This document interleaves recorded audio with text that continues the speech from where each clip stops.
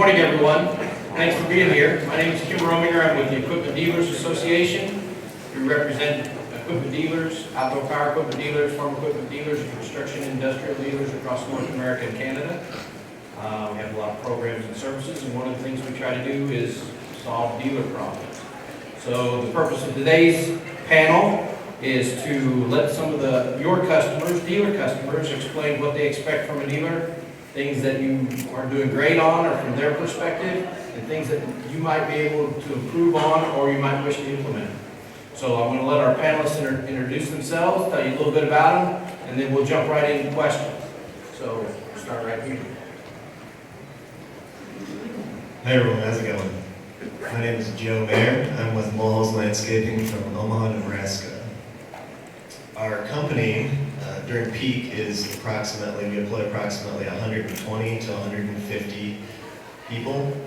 As far as equipment goes, we have around 100 to 120 vehicles in our fleet, approximately 30 to 40 trailers, about 40 to 50 pieces of heavy machinery, and some 300 to 500 pieces of smaller landscaping equipment, general miscellaneous equipment. Hey, my name is James Kapp. I'm from Jonesboro, Arkansas. We're a much smaller company than Joe over here. There's 3 of us total at the time. We run about 100 accounts for a lawn care and spray company. We run Ferris motors and steel equipment. Morning, everybody. I'm Bob Mann. I'm with the National Association of Landscape Professionals, where I do government relations. But prior to doing that, I was in the professional lawn care business for a number of years, and I've done at least everything in the landscape business at least once, which means I've broken every single piece of equipment possible at least once, much to the chagrin of everybody I've ever worked for. Thank you very much for all coming out today, and thanks for I had to put the panel together today, so thanks guys for coming in and helping out. I really appreciate it. All right. Thank you all for participating. Thanks for your time. And I know you're going to be great to help these dealers out. So your first question today is, what is the #1 expectation or need you have from your dealer? And then I'll have a follow-up, and we'll start right here on these. So for me, it's really about a relationship. That's my #1 expectation. I don't want a dealer to come in and sell me hard. I mean, we've all purchased cars in our personal lives, and the most annoying thing is when you get the salesman that's just really trying to drive it home and is more annoying than helpful. So really having that partnership where they can grow as a business and we can grow as a business together and develop that relationship. That's the most important thing. Just pass the mic down and just go on. I'm going to have to agree with Joe on the relationship. We came down to buy new mowers this year. It came down to 3 brands, and 2 of the brands, their service department was pretty crappy, to be honest. So, I mean, we've used them in years past and with their mower brands, and I mean, that's ultimately what it came down to, is which brand is going to help us service our equipment better and get it back to us faster. Bob? I have to echo the same thing. I have kind of a cynical view of equipment. I love equipment. When you go out there on the trade show floor, you see just incredible leaps forward, and the type of equipment that we have, and the electric and battery powered equipment field alone is just absolutely awe-inspiring how far that's come. But at the same time, I've owned enough equipment to know that this, I call it broken machines or new machine syndrome. It's like that one nut or that one fitting that wasn't quite right at the factory, and you have to fix it right away, and that's kind of a disappointment when you have a new piece of equipment. So the expectation is that when you have something that you understand that it's almost like a living being, you have to constantly maintain and constantly repair it. And the dealer is, the dealer can be there for you to either fix or to provide you with the parts that you need in a very fast manner, so that your downtime is that much shorter. That's a big plus. Just hang on to the mic, Bob, and I'll give you the second part to this question. Do you try to find a full-service dealership for most of your equipment needs, or would you rather work with several to keep them competing for your business, and why? I kind of like the brand loyalty idea myself. I think that, the more that you can develop a relationship with someone, that seems to be better for, at least in my case, when I was doing that, that worked much better for me. Great. James? I do stick specifically to one dealer for our mowers that we run. Sadly, they don't sell the small engines that we're used to, so we actually go to a John Deere dealership for that. Joe? Yeah, so I haven't really particularly been interested in whether or not my dealer has been full service. And similarly, it's, like I said, about having that relationship until something goes south on that, or until unless there's a major change in the equipment they're selling and it's no longer reliable, I enjoy building that relationship. Okay, just hang on the microphone, Joe, and I'll give you this next question. What are the key challenges to your industry and business operations today? So obviously labor is huge right now. The labor market is in an interesting spot. That being said, one of the key ways we're looking at getting around some of the labor shortages in different aspects of our business is having the right equipment, having the most reliable equipment to maximize our uptime and keep the guys that we do have busy in the most efficient way possible for them to get the most done. James? In our part of the state, it's more or less teaching the customer what they truly need for their lawn, and teaching them how to get them to agree that they actually need it. There's companies that up around Bob that I know that they do 10 times more aerations than we could ever even get a customer to agree on in our sector of the state. And it's just customer education, and that's the hardest part. Is to, they see stuff on YouTube now, and they think that they know what's best for their lawn, and really they need to leave it to a professional and take the education that the professionals put into it. I'll put on my government relations hat and answer it by saying noise is a big problem. I'm tracking a lot of legislation, especially in the Northeast, that seems to think that we can get our job done by being silent at the same time. And leaf blowers are the primary culprit. And it's very difficult in a market where you have a very difficult time finding employees to come through the door, and at the same time you have to leave behind your tools of productivity in order to get your job done. So that's where the battery powered equipment comes into play, where it's just that much quieter than the juice cycle. But that's become a real issue. The noise complaints, and part of that is, I think part of it is courtesy. I think we need to be a lot more cognizant of being courteous to the neighbors of our customers, or even our customers ourselves. But at the same time,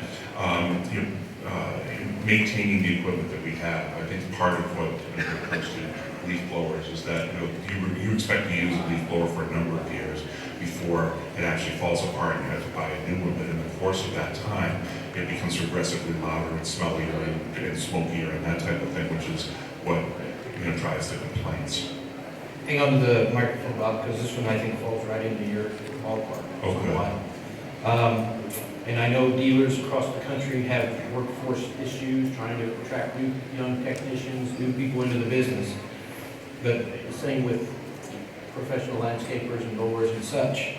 Given that, how can dealers assist their customers with issues impacting the industry? For example, the H-2B visas, temporary workers charge, or anything else? How can dealers help you with your workforce issues? Well, you do it in so many ways. I mean, the dealers and the manufacturers sponsor events that the association puts on, and part of that is dealing with the public issues that we have to deal with. H-2B is a big problem, and we're we're trying to face that with our industry growth initiative, and also, just basically supporting the industry overall. Our industry is, or the association is making a big push towards the inclusiveness of women in landscape, and I think that's absolutely fantastic.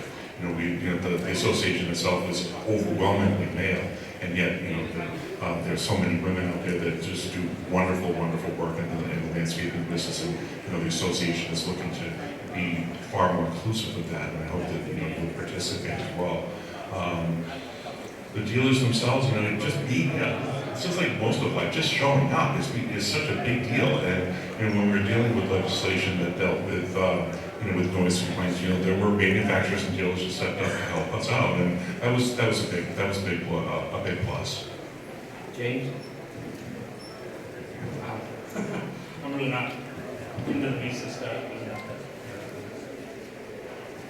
Well, on kind of a local scale,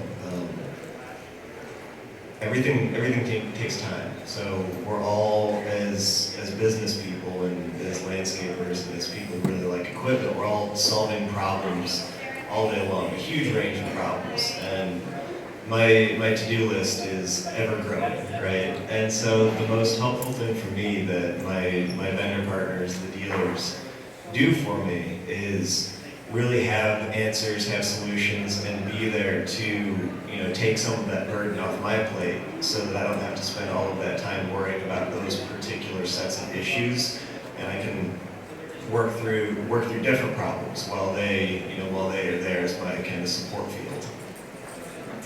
Okay, Joe, we'll go start with you. What do you wish your dealer would do in your business relationship that he's currently not doing today?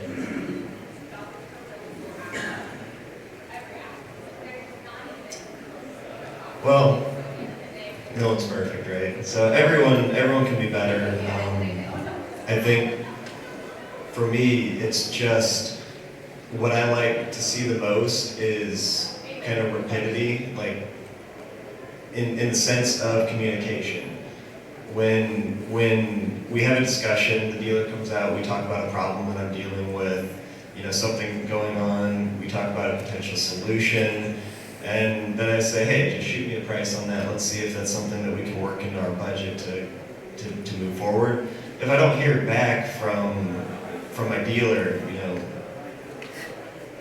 pretty quickly, like if he gets back to me next week or 2 weeks later or a month later, then it's really frustrating to me because when it's fresh in my mind and we've just been talking about something, I want that ball to move forward as rapidly as possible. And obviously everyone gets busy and things happen, but that's just on my side of the fence what I like to see. I believe along the same lines, it's more of a customer follow-up. When we bring equipment in to get worked on, we don't need to wait there a week and a half or 2 weeks to even find out that you've looked at the equipment. The brand we switched to, our local dealer has, I dropped off a piece of equipment yesterday morning before we left town, and he texted me this morning and said that they brought him in the shop, getting it worked on. And it's all about letting your customer know a heads up, and if something's not going to fall under a warranty claim, let them know before you put a $1,200 part on a mower. Skid steer parts are expensive. Don't hit them with a $3,000-$4,000 bill without letting them know a heads up.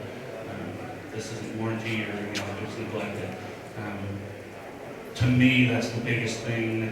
That's why we've chose dealers in the past, and why we chose dealers now is just customer follow-up, letting them know. Ours currently, he lets us know about new stuff coming out to the market, new add-ons that we can add on to the equipment that he thinks we'll use. So, that's most of it.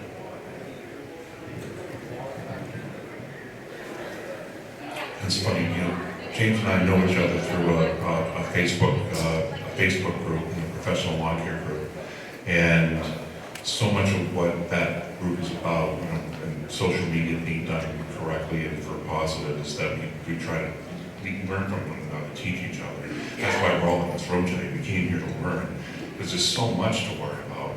You never become an expert in everything in this business, because there's so much to learn first of all, and then everything you did learn, everything changes, so it's constantly learning from each other. But when you're just starting out and you don't really have a real level of expertise, when something goes wrong, you know, it can be really befuddling, and you know, it can cost you a lot of money and downtime. It's something that you know, manufacturers / dealers do on our Facebook group is they participate and try to help you to solve problems. You know, if you have a pump, for instance, that decides it wants to go south on you, and you don't know how to diagnose or you don't know how to repair, you can interact on social media, on Facebook, I guess the best way to put it, on Facebook as to, you know, what's wrong, how do I fix it? And you know, that's just an extension of all what we do today. You know, when we come to a show like this, is you know, just try to learn from each other. And I think, you know, what's really interesting is that, you know, all the three of us don't know each other real well, but, you know, give us 5 years of coming to a conference like this, we'll be best buddies. And I think that, you know, if this is your first time coming to this show, that's the takeaway, is that, you know, if you see everybody hugging each other, you know, it seems like they've known each other forever, you know, that's just because we've been coming to these for a long time. So, you know, just take that into account and, you know, just collect business cards and, you know, learn from each other. Okay. Next question is, what are 1 or 2 things that a dealer can do to keep your machines up and running so you have no downtime or minimal downtime? I can think of one manufacturer that when they sold you a machine, they also gave you or sold to you or made available to you a little toolbox. And in that toolbox was a collection of the most commonly broken items. The items that would, you know, most likely break in the middle of the day that you would, you know, really cost you an awful lot of money. And if you kept that piece of, if you kept that toolbox in your truck along with, you know, the standard toolbox full of, you know, wrenches and pliers and that type of thing, it went a long way to making sure that you stayed up and running. And the second thing is just being able to call your dealer or even just order online and then have that dealer ship something to you so that it arrived the next day. If, you know, I always made sure that I had a certain number of parts that were on the shelf that I knew that were going to break, and if I did have a failure, I used the thing off the shelf and I immediately ordered another one so it's on the shelf again. The idea was that if, you know, if something broke, how many minutes would it take you to fix it to get back on the road again? So that was always the goal, and sometimes those things are, you know, 15, 20 cent parts. Other times it would be an entire $2,000 pump, but you know, you have to balance that against what it's going to cost you to be down. So, you know, those are just a couple of things that come to my mind. I think one thing that would really help is probably customer follow-up. So you go and buy a mower in March, and you know that they're going to need their hydros changed within the first 100 hours. You know, that's generally not something that small lawn care business owners will do. You know, we'll change our oil and stuff, but we won't generally mess with the hydro system because it's too expensive to replace if you mess it up. I mean, you know, they might be coming up on that 100-hour mark or something. Just, you know, 2 months, 3 months later, you know, give them a call. Just ask them if they want to bring it in for service. Whenever you sell them a mower, you know, think of or two-cycle equipment. Think of things that they may need to add on to it. I've been in retail, you know, accessories is where a lot of these people make their money. So, I mean, I wouldn't be upset if you started pushing, hey, you want to buy a couple extra plates just to start off with, or, you know, weed eater string, or, you know, there's plenty of things that, you know, I would like to buy from our local dealer if they had it and had it available at the time that I needed it. Sometimes, you know, you sell out, or, you know, there's a lot of times it's quicker to order stuff online and just get it 2 days and you not have to worry about waiting a week for the dealer to order it if they forgot to order it. That's probably my biggest turn off on some of the things with trying to buy stuff from the local dealers. They don't have what you need when you need it. You go in to buy new weed eaters or new backpack blowers, and they're out of that model. Well, if you need it then, you're probably going to go to the next dealer down the road and not stay loyal to your dealer. Yeah, for small equipment, I'd like to reiterate what Bob said, that having a clean list of most commonly broken parts on equipment and having that readily available is critical. But similarly, for the larger equipment, our skids, our heavy machinery, tree spades, having fast response time to get those pieces of equipment up and running, or in the case of a skid, having a replacement readily available so that they can get that skid out of there for repair while our crew continues to keep working is really critical, because that uptime for those large pieces of equipment, when they're needed on the job, there's in some cases very little you can do without that equipment. So you'll end up with your schedule really being pushed back. You'll end up with guys that are effectively wasting their time on the job site without that critical, quick support. Okay. Give me 2 things that the dealer or dealers you currently work with do that differentiate them from the other dealers in your market. The first would be the relationship aspect.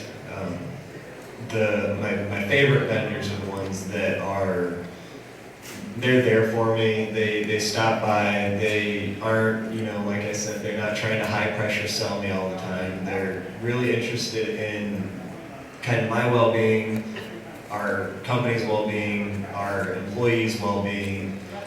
They're interested in what we're doing and how what they're selling or the equipment that they represent can help solve our problems, instead of just constantly trying to sell us more stuff. I think that's really the most critical thing that my favorite vendors do that some of the others do not. Answering the phone. There's several, as far as chemicals that we buy, I've called our chemical reps multiple times, and it's just goes down to even if they're in the middle of a conversation, you answer the phone and say, hey, I'll call you right back, and that's the biggest thing. But if you don't get a phone call back for a couple of days, it's pretty upsetting. You need to, usually, even if it's equipment or chemicals, whatever it is, you usually have a question that you need answered pretty quick. That pretty much goes down to it. I think it's going to be the dealers that listen to you and what your concerns are. When we walk out on the trade show floor and you're looking at all the innovations, the new products that have been developed, those ideas have to come from somewhere, and they're not just going to just pop up in the middle of some meeting in the middle of a factory. They come from you guys. It's what are your needs? How is your marketplace changing? What's different? Where's the gulf between where you want to be and where your equipment, how your equipment is designed and manufactured. So when you're able to give strong feedback on what you need, that's what drives the innovation. So I think that would be something I would be looking for. Along the same line, is there any 1 or 2 things the dealers you work with do that you really wish they wouldn't do?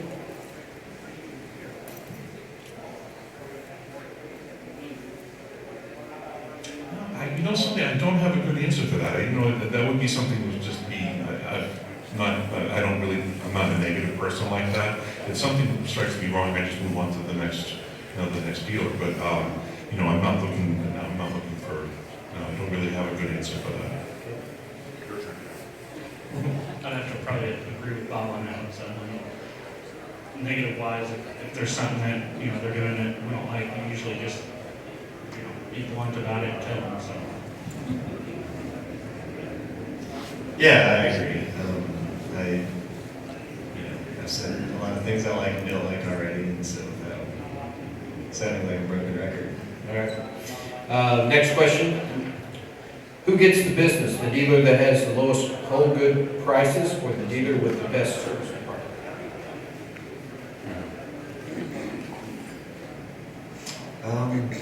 That's an interesting question that I'm going to somewhat dodge. Because I don't think those 2 things are necessarily in competition. I've never actually weighted a bid using those criteria. Price is obviously important, but it's pretty easy to compare price across different dealers, and unless it's extravagantly different, I'll usually end up going with dealer that's, you know, working with me best and best representing me. We're in a unique situation, I guess, for some companies, in that we have our own mechanic shop and we take care of a lot of repairs. If we didn't, though, the service aspect of the dealer would probably be increasingly more important now. I would definitely say it's a toss-up between the two. Price-wise on a brand, it's going to go down to if this brand offers something specific to that mower that the other brands don't have. But at the same time, you also have to, you know, I'm not going to spend $3,000 more on a mower because it's got something more efficient on it if the dealer support is not behind it and it's going to take care of you in the long run. I'm going to dodge the question too, because I think that, you know, for me, if the only thing you're focusing in on is that one, you know, the sticker pressing machine when it's new, you're kind of missing out on a larger part of the equation. And I think of like Southwest Airlines as being an example of that, you know, where their fleet is entirely Boeing 737s, which means that they only have to stock a certain number of parts. They only have to, you know, all the mechanics are trained on one particular aircraft. All of their pilots are certified on that. So that works very, very well for them until it doesn't, right? Because now, you know, the 737 is going through a lot of problems. So if you extrapolate that to landscaping, you want to have as few types of pieces of equipment in your fleet as you possibly can. If you've got 100 lawnmowers, you don't want 50 of one, 10 of another, you know, and so forth. You want to have something that's pretty much common, you know, so that you don't have to stock as many parts, you don't have to train as many people, and so making life simple. So I think that, you know, kind of looking at it more holistically, life cycle costs is probably a better equation for me. Okay. How are the challenges or goals for commercial and residential landscapers different? Wow, having done both, I mean, I spent 10 years working for a commercial landscape management company, and it was an awful lot of fun. But yeah, I think that the biggest difference was the marketing and sales. Really, is that, you know, you invest so much time and effort in marketing and sales until you ever sign on a bottom line with a particular client. You also have to develop incredible relationships with property management firms and get to know the individual property management managers as they come on board with the companies and grow along with them as they progress in their careers. So there was a different mindset altogether than doing the residential work, which is very much akin to what professional lawn care is like on a residential basis. So both have their pluses and minuses, and and their rewards. So I don't think there's necessarily bad one way or the other. I didn't like doing professional lawn care on a residential basis anywhere near as much as I like doing it on a commercial sports turf basis. So I guess you have to sort of match your own particular personality, your own likes and dislikes with the marketing that you're going after. I think we do 20 or so large commercial properties, and the rest of our business, around 75 yards, is full service residential. And I'd have to agree with Bob. I think even though we do less commercial properties, I think the commercial is more rewarding and more enjoyable to take care of than have to deal with 75 residential customers that are constantly nagging versus being able to call one property manager or property management company and, you know, he can discuss aspects on 6 or 7 different properties we're taking care of. It makes your day go easier and your phone rings a lot less. And, you know, you don't have someone breathing down your back because, you know, Bob forgot to spray one weed in the yard or missed one little thing. You know, the property management company just basically tells the customer, you know, we're going to take care of it, and, you know, he lets us know at the weekend or something. I'm going to throw back to what Jim said earlier on in the session, and that customer education is actually interesting and important when it comes to this question. So, when dealing with a commercial client versus a residential client, you end up with usually a little bit more defined scope. You end up with an easier sense of agreement on what you're going to do, what services you're going to deliver, how you're going to deliver them. The specification part becomes more streamlined and important. Whereas in most residential cases, the customer education isn't necessarily there. They don't really understand, in most cases, what it means to develop scope. You'll end up with situations where you're trying to bid a job, but you don't really know what you're bidding because the customer has told 4 different companies 4 different levels of scope. And so the complexity in dealing with residential customers is definitely higher in that sense. And so similarly, the commercial world can then definitely feel a lot easier and more rewarding in that sense. But it really depends on what your account managers want to do and what they're more interested in or capable of doing. Okay, on this question, we're going to stay with one speaker here until we evaluate these services that I'm going to list, and then we'll move down the line. You're going to get the same list of services though. All right, we know that the main goal for commercial landscapers is not to have any downtime on the machines. That's the goal. With that in mind, please give your opinion of the following programs dealers have available to them and how important or unimportant they are to you in your operation. Loaners or rentals if the machine is down. That is, I believe, extremely important. That, going back to what I said earlier, that can be the difference between your job happening this week and your job not happening anytime soon. Okay? Parts, consumable inventory programs, or auto restocking of your parts. Somewhat important. That doesn't usually play a major factor in my decision process, though that is definitely nice to have. Mobile apps to order parts or notify dealers of service needs. Mobile apps have not been important. Web app has. Most of my mechanics are either ordering parts on the web or they're calling directly to the dealer.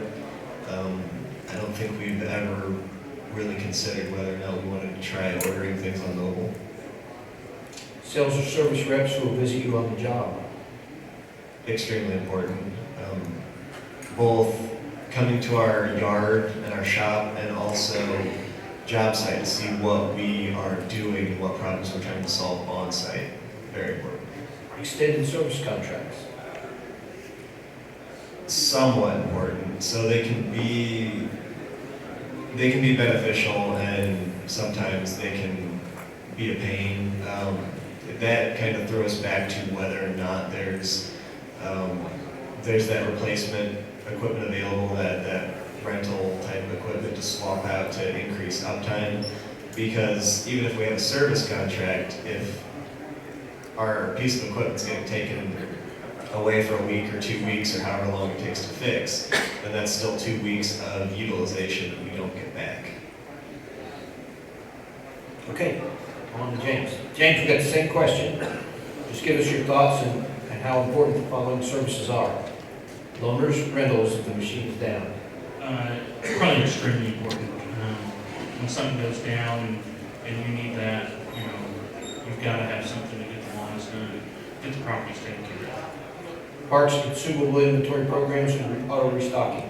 As far as the auto restocking, that, in a small company, it's readily available in our local dealer. We can just run down the street. So, we wouldn't necessarily do that. Okay.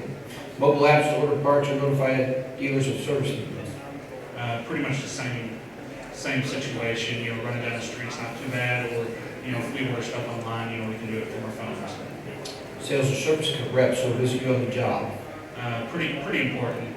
As far as equipment, we're not too worried about, but our chemical sales reps and sales companies on that part, it's good to have them show up and you can actually show them problems or you can show them progress and give them feedback for the products that you've been using from them. All right. Bob, same question to you. We'll start again. Loaners and rentals if the machine is down. Well, I get two answers for that. I think this, if you have a catastrophic loss of a key piece of equipment that can't be readily replaced anywhere, that becomes essential. If you lose a bobcat, a little excavator, something like that you simply cannot do without, then, if the loan is available, that's an absolute godsend. But if it gets down to equipment that's some hand equipment, like a hand scrubber or something like that, well, you probably should have a separate one up on the shelf anyways, or even on the truck that takes away that downtime if something happens to go wrong with a small piece of equipment. Parts consumable inventory programs and auto restocking. Absolutely essential. There's nothing worse than breaking something and then finding out there's a back order, for what you would basically internally think is a stupid part that, renders yourself absolutely miserable for however long it takes to restock that part. So that's very important. Mobile apps to order parts or notify dealer of service needs. Well, I think that if you are operating, one-person organization, 1, 2, 3, and you're out on the road most of the time, that becomes a very important tool for you to get something done in your day without having to go back to the office and get out a piece of paper or make a phone call. Especially if you've got, if you have it up and running and your dealer is actually using it on the other end, that's the other part. Is that, it's great to have an app, but if it's don't be on the other end, it's like a phone call that never gets answered. But if you can use that as a tool, I think that's wonderful. Sales or service reps will visit you on the job. Wow, I think people like sales and service representatives, they're like knowledge aggregators, aren't they? They get to go and talk to you and you and you and you and you, and after a while they get to see some things that you might not necessarily get to see yourself. And then when they come to visit you, they can just watch you for a second, and then all of a sudden, bring out a little piece of wisdom that all of a sudden makes your day go by that much quicker. So I like having people like that available. Great. Extended service contracts. Wow, we were having a conversation about this morning at breakfast. How to set up the equipment in your business so that it works for you instead of you working for it. I mean, I've met people, I'm sure you guys have too, that seem to be in business so that they can have a fleet of lovely trucks. Well, that's really not the point of being in business, is it? It's for providing for your family, keeping a roof over your own head, and providing for your retirement or something of asset of value that you can sell later. Not to have a bunch of shiny trucks, although shiny trucks are nice. And that extends to all of the equipment, but it's how you take those assets and invest in them in a way that benefits your business instead of holds it back. Okay. With the plethora of media, social media, texting, telephone, emails, what's the best way for a dealer to communicate with you and your business? What do you prefer? I'm just doing an observation. I noticed that there are dealer reps that make extensive use of social media to tell you what they're doing, where they're going. They almost as though they're bringing you along with them on their journey and introducing you to the people that they're visiting, what they're doing, kind of looking inside to see what their businesses are like. I can think of many opportunities where I've had been invited into someone's business and seen what they do for a living and how they set up there. And it's just that's like Disneyland to me. I love doing that. And when the dealer reps do that for you, it's just a wonderful insight. So it's social media like Facebook and Twitter especially are a lot of fun to watch. Can you repeat that question? With all the ways we communicate now, with social media, texting, we still fax, some people still fax, emails, cell phones, what's the best way for the dealer to communicate with you and why? On a personal note, probably, just a phone call or showing up and talking to you. But to kind of add on to what Bob said, there's a couple of the manufacturers and the dealers that have Facebook pages, and they're very active on Facebook groups out there for lawn care professionals, and they're personally there to answer your questions. That really shows a lot, especially about their brand loyalty, and want you to stick with their brand. Having the dealer there that you can just send them a message on Facebook, or even the manufacturer, you can send them a message on Facebook and they get back to you pretty quick with with answers and how-to videos on how to fix a part or fix an issue you're going through or new training on upcoming items. I mean, it's key to a business. When I was an intern, I had a manager who said, "Joe, I'm going to give you the best piece of advice you're ever going to get for your career. Pick up the phone." He said, "You need to call these guys. These guys, they don't respond to email or any of this stuff. You got to call them." So I'm going to turn that one on its head. I'm going to say text me. I tend not to answer my phone. I'm usually doing other things. I'm either focused on solving a problem, I'm in a meeting talking with someone about something important, or I'm out, working with my guys trying to help them solve their problems. And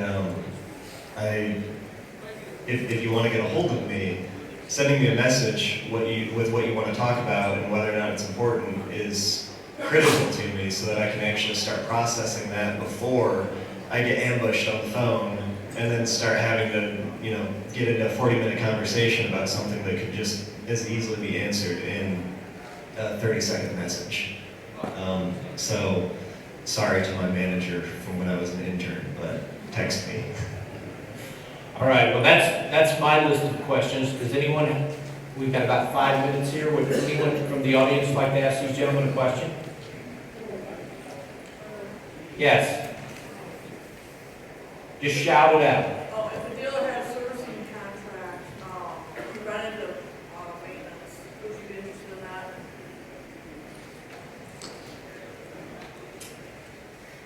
Yes and no. It kind of depends on how that situation plays out. It depends on what kind of downtime that's going to mean for the equipment for the dealer to get to it. If they're flexible, they're willing to work within our schedule. Let's be honest, if someone wants to come in and do all of the PMs in my equipment on Sunday, I'm all for it. James, you want to tackle that one too? I'm going to agree with Joe over here.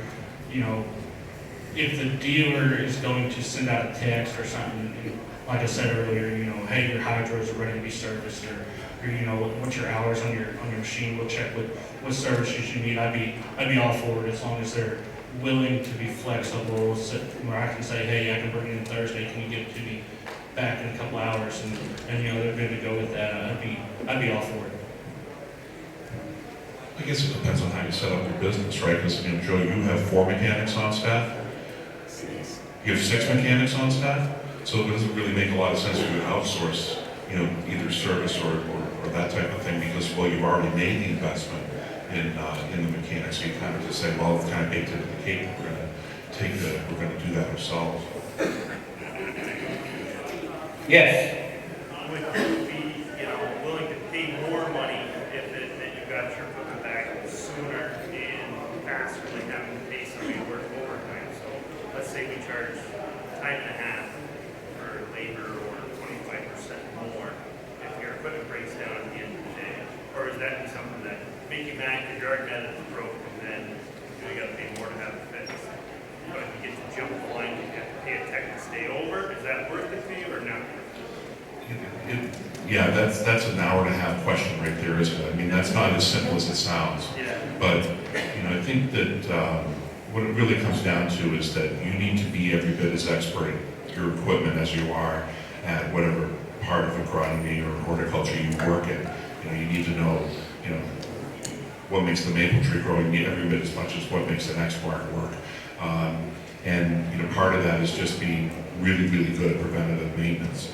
And part of that is understanding the equipment backwards and forwards and not looking at it as a piece of art, but rather as a collection of individual components that are put together as a machine. And I think the best way to think of that, at least something that occurred to me, is when you go out on the trade show floor, you see the nice shiny John Deere mower, but you also have to understand that way out there in the other parts of the conference of the convention center are the people that are selling the individual components to the manufacturers that are here as well. So I always thought, that doesn't sound like a very complicated topic or point, that these are just components all put together, and that you need to understand how the whole thing works. not just have to turn it on and go. James? Anything to say on that? I would be willing to, as long as I knew that it wasn't going to be a mechanic just blowing through and wasting money. Most of our dealerships where we're at, whether it's Exmark, Ferris, John Deere, when a commercial guys comes in, they'll usually push them to the front of the line, and they'll put a residential motor to the side or whatever, and they'll get your motor, pretty quick worked on. And I mean, paying the extra, there's a lot of times I'll swipe, give our mechanic some extra cash on the side or something just because I know he got through it pretty quick and got back to us and took care of us. And it all comes down to the dealership. Joe? In short, yes. Everyone at some point pays for expedience and convenience, but how much and when and why is obviously a very complicated equation. Well, I'd like everyone to give these panelists a round of applause. I think for their time. I thank you all for a round of applause for being here, so applaud yourselves. We really appreciate you coming and spending your time during the show. Hope you have a great show. If you have interest in the Equipment Dealers Association, we're right across the hallway. Stop and see what we have to offer for you. Thank you again, and welcome to Louisville, and have a great show.